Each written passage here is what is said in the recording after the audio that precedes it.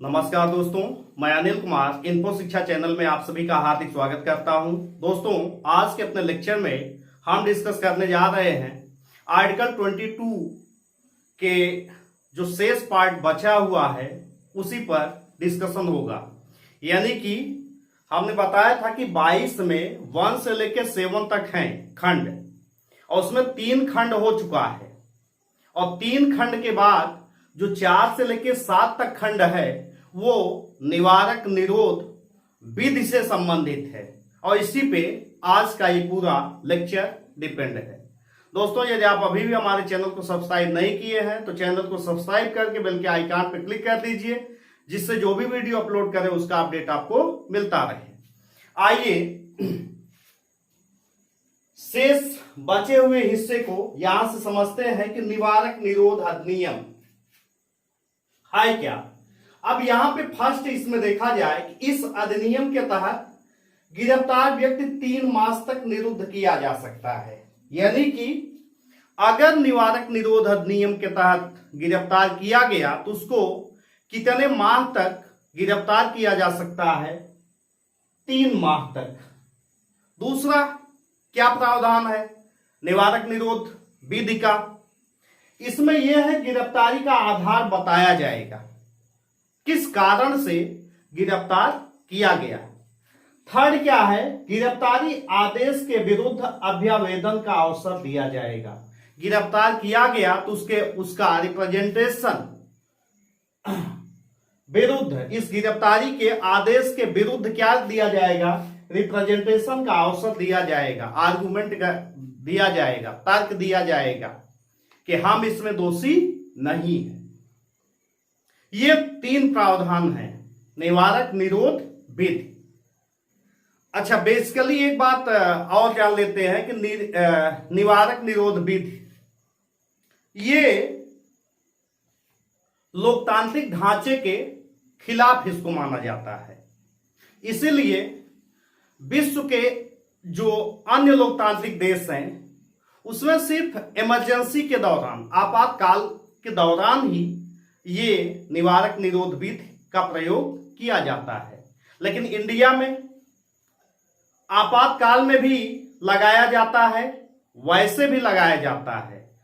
माना यह जाता है कि ये सुधार इससे होगा। अगर किसी पे शक हुआ कुछ घटनाओं का तो उसको गिरफ्तार इस नियम के तहत, एक्ट के तहत कर लिया जाता है कि माना यह जाता है कि इससे उस व्यक्ति में 3 महीने के अंदर सुधार आ जाएगा। लेकिन वास्तव में हम क्या देखते हैं कि सुधार कम, बिगाड़ ज्यादा आता है।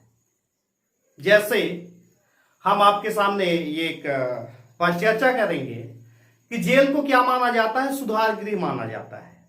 लेकिन वास्तव में आज तक जेल जाने पर कोई सुधार के निकला नहीं है वहां से, बल्कि अगर छोटा अपराधी गया है वो बड़ा अपराधी बन के निकलता है।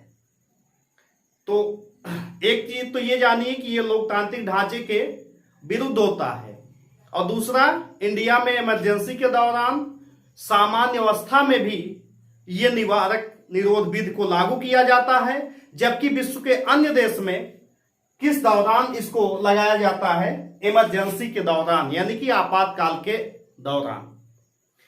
अब आइए यहां से एक ये देखते हैं किन दशाओं में व्यक्ति को 3 महीने से ज्यादा समय के लिए गिरफ्तार किया जाता है, बंदी बनाया जाता है। तो यहां से हम समझते हैं कि इसके बाद इन्हीं दशाओं का उल्लेख किया गया है। ऐसे व्यक्तियों को अब देखिए कि कब ये कौन सी रिकमेंडेशन होगी जिसके तहत उसकी 3 माह से ज्यादा अवधि के लिए कोई व्यक्ति गिरफ्तारी में रखा जाता है। यही हम आगे के पार्ट में समझेंगे। और क्या समझा जाएगा?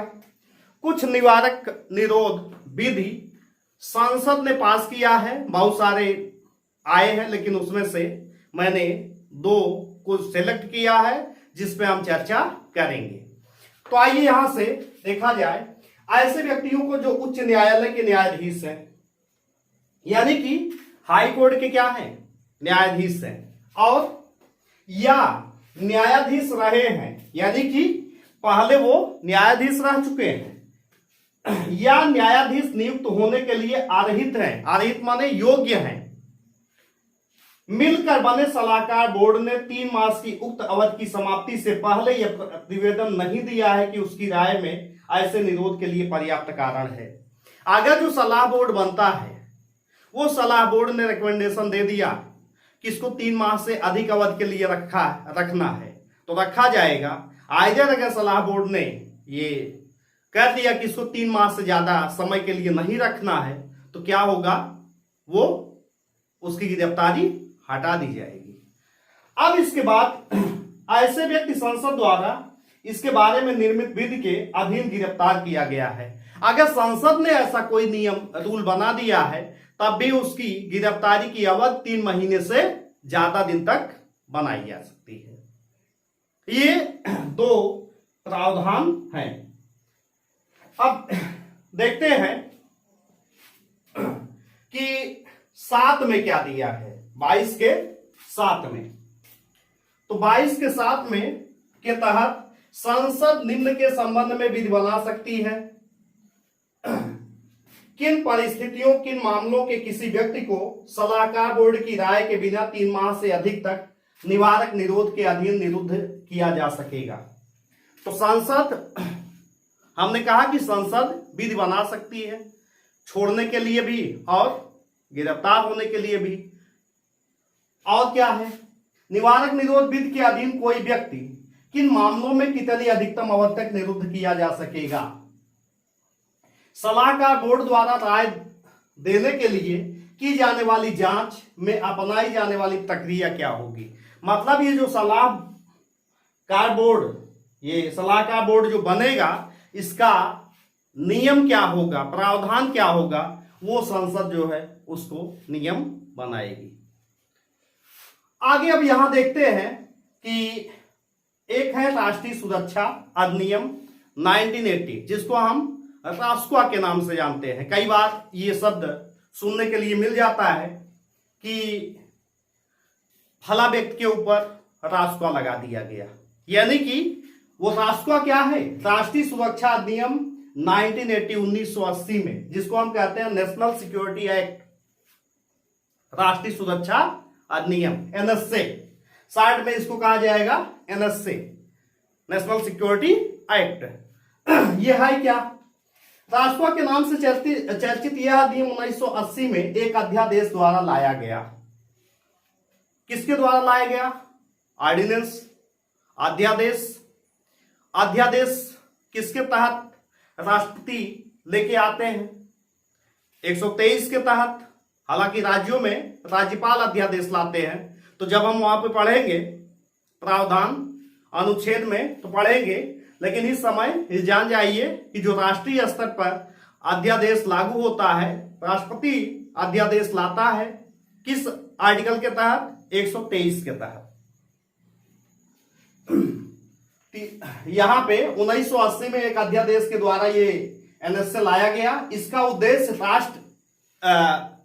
उद्देश्य इसका क्या था, अगर राष्ट्र की एकता, अखंडता और संप्रभुता ये खतरे में पड़ जाती है। कैसे खतरे में पड़ती है, अब यहां से आप देख सकते हैं, सांप्रदायिक या जाति दंगों, कई बार सांप्रदाय जैसे हिंदू मुस्लिम दंगा हो गया, या